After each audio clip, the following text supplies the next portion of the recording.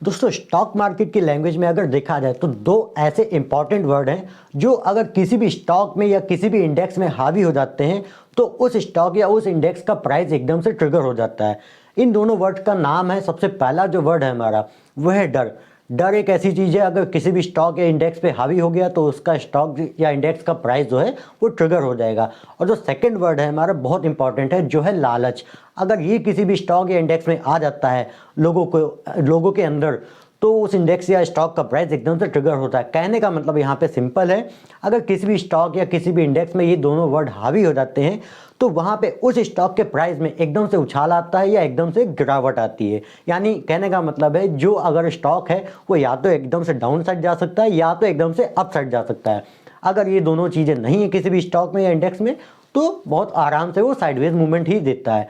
जैसा कि आप जानते हैं, ये दोनों अगर आप ध्यान देंगे तो दोनों हमारी ह्यूमन साइकोलॉजी के एक इमोशंस के नाम हैं।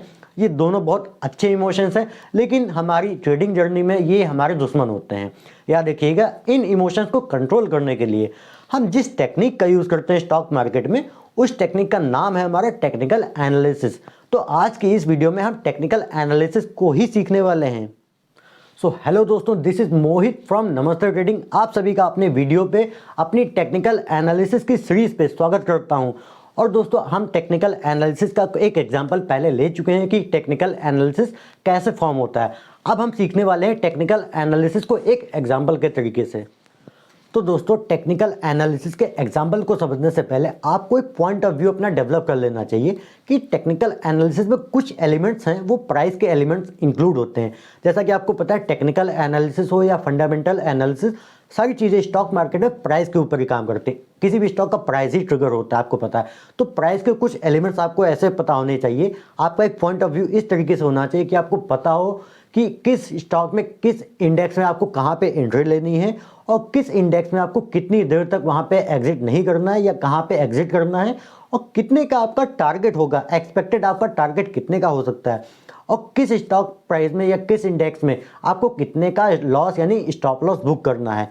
ये कुछ प्राइस के एलिमेंट्स होते हैं जो टेक्निकल एनालिसिस में बहुत ज़्यादा हेल्प करते हैं, क्योंकि इन एलिमेंट्स के मिलने से ही टेक्निकल एनालिसिस हमारा फॉर्म होता है। अब हम बात करते हैं अपने एग्जाम्पल की। दोस्तों देखिए, मैं एग्जाम्पल आपको बताने वाला हूँ। उस एग्जाम्पल के जो एंड ऑफ द एग्जाम्पल होगा ना, तब तक आपको ये पता चलेगा कि टेक्निकल एनालिसिस कौन सी टेक्निक है, उसको हम लोग एकदम शार्प तरीके से कैसे यूज़ कर सकते हैं अपने स्टॉक मार्केट में। तो दोस्तों ध्यान से सुनिएगा, आपको सिर्फ और सिर्फ उस एग्जाम्पल को इमेजिन करते रहना है, क्योंकि आप सबकी इमेजिनेशन हो सकता है डिफरेंट होगी। तो मैं अपना एग्जाम्पल आपके सामने रखता हूँ। तो सपोज़ आप लोग एक विजिटर हैं, यानी एक टूरिस्ट हैं, और किसी फॉरेन कंट्री में घूमने के लिए गए हैं। आप दिन भर वहाँ पे क्या करेंगे, दिन भर आपको पता है आप एक टूरिस्ट हैं तो आप दिन भर नए नए प्लेसेस पे जाके घूमेंगे। अब शाम आते आते आपको ये पता चलता है कि हमें भूख लगी है, क्योंकि हर इंसान को भूख तो लगती हुई है। तो आपको जब शाम आते आते भूख लगती है तो आपको ये भी पता चलता है कि आपके जो होटल है या जिस जगह पे भी आप रुके हुए हैं वहाँ के आसपास एक बहुत ही अच्छा सा फूड स्ट्रीट है। तो फूड स्ट्रीट में आप जाने का सोचते भी हैं कि यहाँ से कुछ दूर पे ही फूड स्ट्रीट है, तो क्यों ना पैदल चल के चला जाए और वहाँ पे खाना खा लिया जाएगा। अब यहाँ से पॉइंट हमारा स्टार्ट होता है। इस पॉइंट को मैं दो ऑप्शंस में डिवाइड करने वाला हूँ, आगे बताने वाला हूँ कैसे। तो जैसे ही आप उस फूड स्ट्रीट पे पहुँचेंगे, आपको बहुत सारे वेंडर्स अपनी शॉप लेके बैठे हुए मिलेंगे, क्योंकि आपको पता है फूड स्ट्रीट है तो बहुत सारे वेंडर्स वहाँ पे मिलेंगे। सारी दुकानें खाने से रिलेटेड हैं।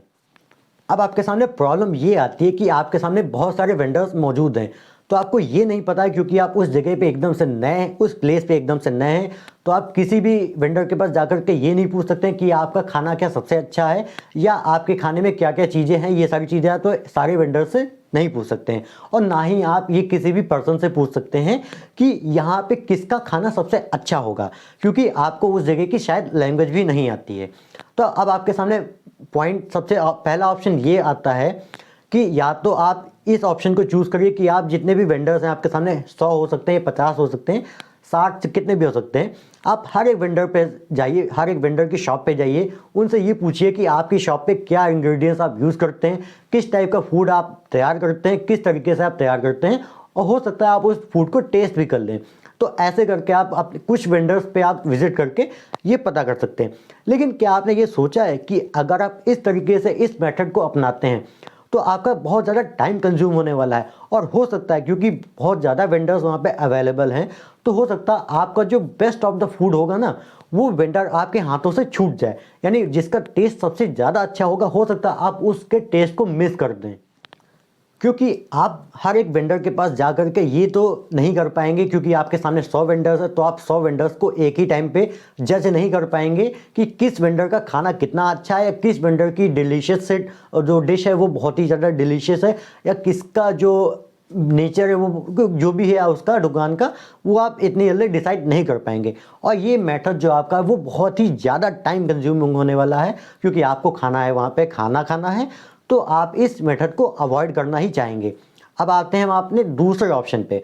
अपना दूसरा ऑप्शन आपका ये है कि आपको वहीं पे चलना, जब आप उस गली पे या उस जगह पे जा रहे थे, आप उस स्ट्रीट पे पहुंच जाते हैं, और आप उस स्ट्रीट पे एक कॉर्नर में खड़े होकर आपको ऑब्जर्व करना है।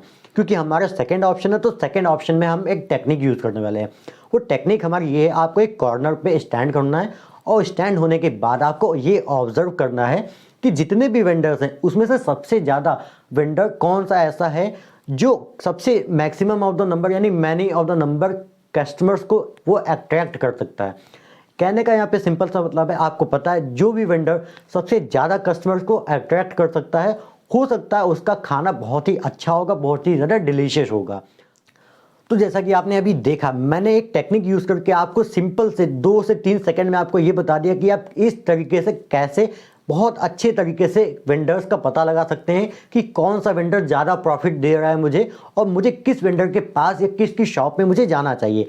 लेकिन पहले मेथड को अगर आप पहले मेथड को अगर आप कंपेयर करेंगे, तो आपको ये पता चलेगा कि जो पहला वाला मेथड है वो हम उसको एग्जांपल के तौर पे ले सकते हैं। हमारा जो फंडामेंटल एनालिसिस होता है वो पहले वाले ऑप्शंस के सेम तरीके से होता है, क्योंकि वहाँ पे आपको ये पता करना होता है हर एक कंपनी का कितना स्टॉक है, कितने उसके प्रॉफिट है, कितना एंड ऑफ द ईयर उसका प्रॉफिट होता है, उसकी बैलेंस शीट में कितना लॉस है, कितने उसके डेप्ट हैं, उसका पीई रेशियो कितना है, ये सारी चीज़ें आपको पता करनी होती है।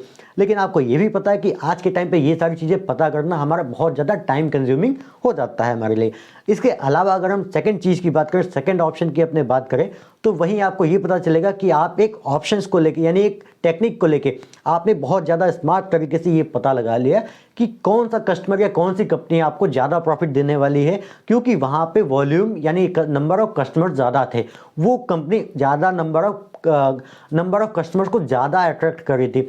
तो आपको ये पता था कि वहाँ पे अगर मैं जाता हूँ तो वहाँ पे आई होप, यानी आपको वहाँ पे ज़्यादा अच्छा खाना मिलने वाला है, यानी आपको ज़्यादा प्रॉफिट वहाँ पे मिलने के चांसेस काफ़ी हद तक ज़्यादा हैं।